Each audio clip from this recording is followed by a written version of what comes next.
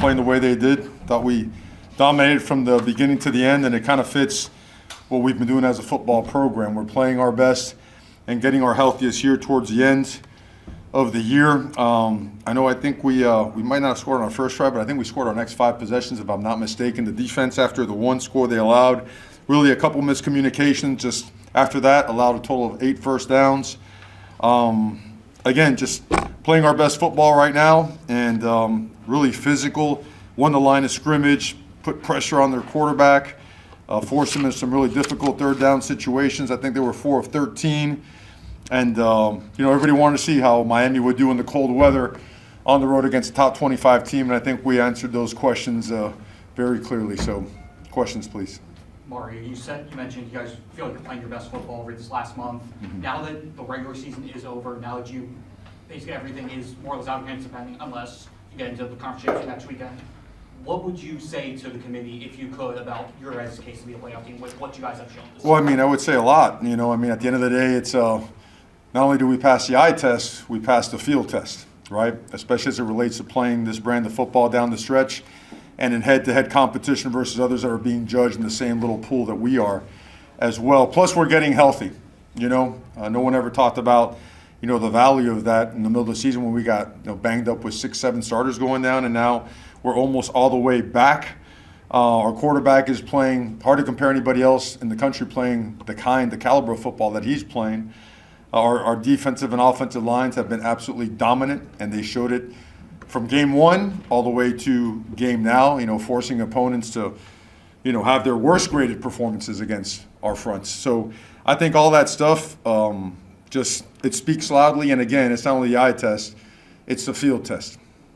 And Mario, you mentioned the defensive line. I mean, they were in the backfield for a good chunk of the game, 4 sacks in the first half. Just what was working for them pass rushing? Physicality. I think it's worth mentioning also they ran the ball for a total of 30 yards. I know there's some subtracted yards there with sacks, but it starts with that, right?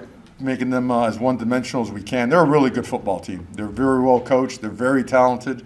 They got a lot of good players, and their quarterback is one of the best we've seen. We knew we were going to have to create pressure and penetration up front to disrupt him, get him out of his rhythm.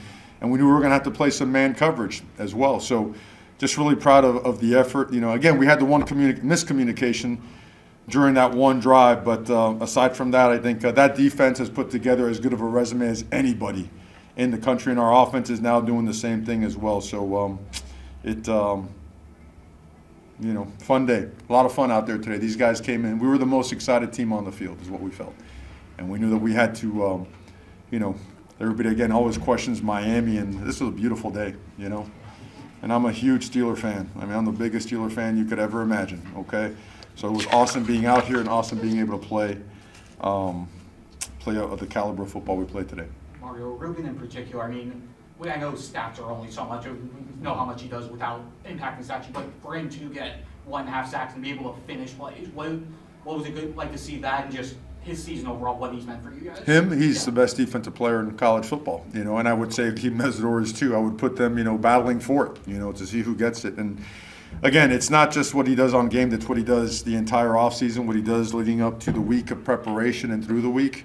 And he disrupts everything. You try to run the ball at him, he's going to defeat blocks. You try to run away from him, he's going to chase you down. You try to double team him, well, you better be secure in that. And you also are going to free up somebody else. And when you single block him, he has so many different counters and pass rush moves and his capabilities that can't say enough great things about him. And looking forward to playing some more football with these guys. Coach, what did you say to the team? Well, I guess what's the message moving forward? For us? Yeah, there's so much left that you guys Sure.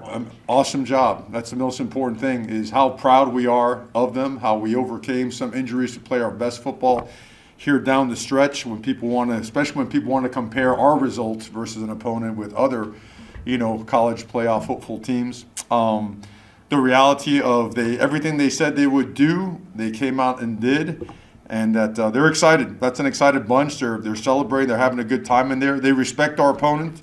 They respect every opportunity we have, and we're looking forward to our next one. Mario, just to play off that a little bit, right? Like, you didn't clinch anything. You didn't assure yourself of anything. Mm-hmm.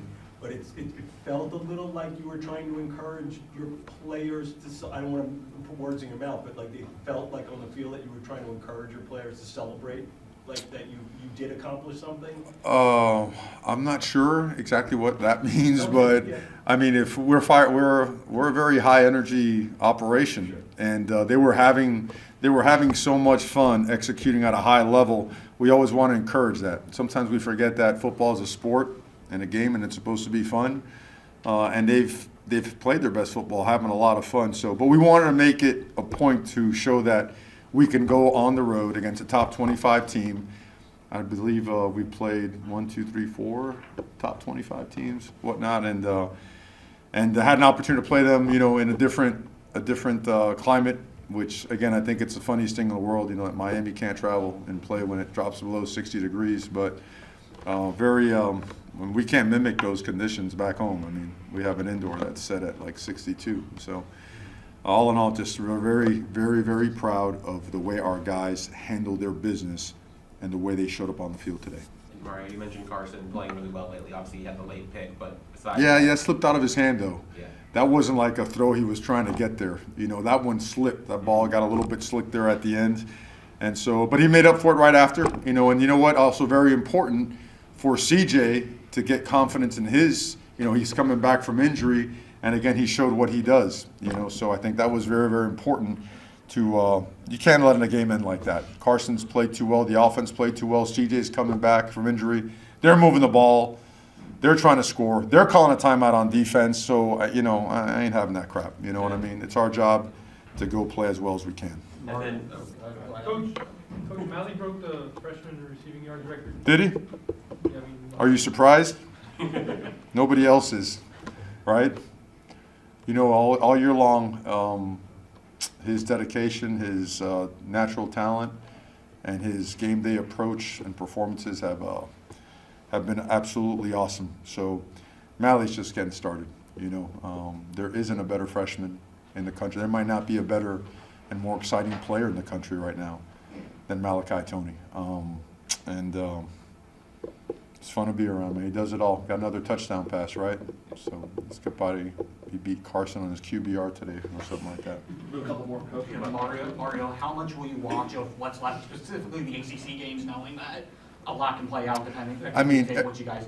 Yeah, I always watch. I mean, stand up here and say, I'm never going to BS you on that kind of stuff. We're always going to be watching, but we watch every game. Every single one of us has those apps where you can watch those multiple games at a time type thing. So, looking forward to watching some football, but most importantly, we did what we had to do. Okay, flat out did it. Eye test, field test. Do you ever think, or I guess I should say, at what point did you realize that like Tony could become this focal point of the offense? I mean, to a certain degree, he kind of is. He gets more touches than everybody else. At what point did you realize, man, this freshman is going to be the focal point of our offense? Yeah, and there was one opponent that they trailed him, they bracketed him, they did all kinds of stuff. He's a really hard guy to defend, and offensively we could move pieces around. It's not like cookie cutter. The slot's always here and the X is always there, and we did a lot of things over the last several weeks. We had a lot of tackle over formations today, which we hadn't shown. Alex Bauman, big game by him today, both blocking and receiving. Keelan continues to play really high-level football. JoJo had a really big catch. Mark and Pringle, Marty, all those guys had really good runs. Great check down to Marty as well. I mean, in this offense, I'm looking at the guys, Pringle, Fletcher, Tony, Brown, Bauman, Daniels, Marion. It keeps going on and on, the guys that touched the ball today. So I know there was a question that was very different than the answer I was supposed to give you, but you know what I mean? Yeah, he's, the hot hand, right? When the hand is hot, you got to get it to him. Mario, speaking of talking about the ACC, Yeah. I don't know if you got a chance to see some of the scores from around the country so far. Louisville blew out Kentucky, Clemson beat South Carolina. Louisville blew out Kentucky. Yeah. SEC team, gotcha. Yeah, so what do you think it says about the ACC, kind of, because there's talk about, depending on who wins the conference championship, if someone would be left out, Yeah. What do you think it says about the ACC to kind of make these statement wins against other conferences? Yeah, I think it's, I just think people got to stop bullshitting and just trying to place value on conferences and there's a lot of really good football teams in all conferences, especially the ACC, and You know, we've proven it. You know, glad to see a team like and Louisville's down to their 5th back and down their receiver. You know, there's a lot of really good, with a lot of great quarterbacks in this league as well, which people don't give enough credit to. So, and a lot of teams handling their business. And I know Georgia Tech had a really close one last night as well. So it just shows that the parity in college football is real now, you know, through the portal, through NIL, through, you know, people retiring and conferences having a different balance to new hires in other conferences like the ACC, and, you know, teams just building different and establishing really just high winning percentage blueprints and regiments, and all that is coming into play now. And that's why I think you see so many close games and then so many things tilt in a direction where they weren't maybe, you know, 5-10 years ago. Coach, Jacoby Thomas, obviously besides the scare last week, like what an exciting guy. That hit he had in the second half, like. Oh. He loves to hit. You know, he is, you know, football, he was made for football. I mean, that guy lives for collisions, and he's a great tackler. You know, he came here, we needed an enforcer back there. We needed a guy to come to Miami and really set the tone like so many great safeties that have been through this program before. And Jacoby Thomas has not disappointed. In fact, he's been awesome. He's excelled. He's a great teammate. He's a hard worker. Looking forward to playing more football with him.